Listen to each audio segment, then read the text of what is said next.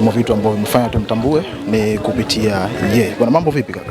Fresh na kwaje? Zima kabisa. Mungu ni mwema kaka. Bwana, pole kwa msiba. Asante sana, asante sana. Hizi taarifa za msiba za mzee wetu zilikukuta ukiwa wapi? Taarifa za msiba zimenikuta ni kwa Kibaha. Kwa Kibaha ndo napigiwa simu kwamba mzee wetu amefariki. Na wakati wanakwambia taarifa za msiba mzee wetu, walikwambia kwamba mzee wetu amefariki. Nini chanzo hasa cha kifo cha mzee wetu? Chanzo cha kifo cha mzee ni kutokana na maelezo nilikuwa nimepewa ni kwamba ni pressure. Lakini najua alikuwa anasumbuliwa na tatizo hilo, lakini alikuwa normal kabisa.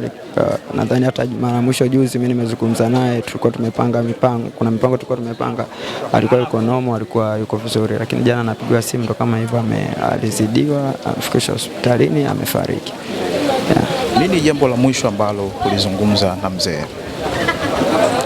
Jambo la mwisho nimezungumza mengi, yani hiyo kwenye jambo la mwisho tulikuwa tumezungumza vingi sana, ikiwa kuna mipango ya kazi ambayo tulikuwa tumeipanga, pamoja na vitu vingi ambavyo sio vizuri kuweka public, lakini sana ni hiyo kwenye swala la kazi.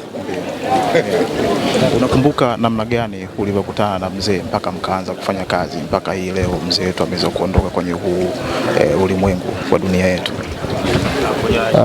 Mzee nadhani tumekutana naye, nadhani alikuwa kwenye Chifala, yani ule ukaribu kabisa mimi na mzee sasa kuwa ile close kabisa kwamba yeye ni babangu, nadhani ilianzia pale. Toka pale mpaka sasa hivi tumeishi tuseme yule ni babangu kabisa, kwa sababu amenishauri vingi sana kupitia yeye, nimepata mambo mengi sana kupitia yeye, nimejua vingi sana kupitia yeye. Kwangu hakuwa tu mtu wa kawaida, alikuwa ni baba kwangu. Kwa hiyo ambalo limetokea hapa ni pigo kubwa sana kwa upande wako. Jambo zito sana, jambo zito sana kwangu. Pole sana. Asante. Kwenye miongoni mwa vitu ambavyo mlikuwa mnakaa mnazungumza na mzee, ni kitu gani ambacho kila ukikaa unakikumbuka tangu msiba umetokea au kifo chake kimetokea? Nakumbuka vingi, lakini kikubwa ni kwamba ni mmoja kati ya watu ambao walikuwa wananishauri kwenye maisha, huwezi kubaki pale pale kwenye maisha, inabidi kuendelea kupambana zaidi kutokana na nafasi ambayo unaipata.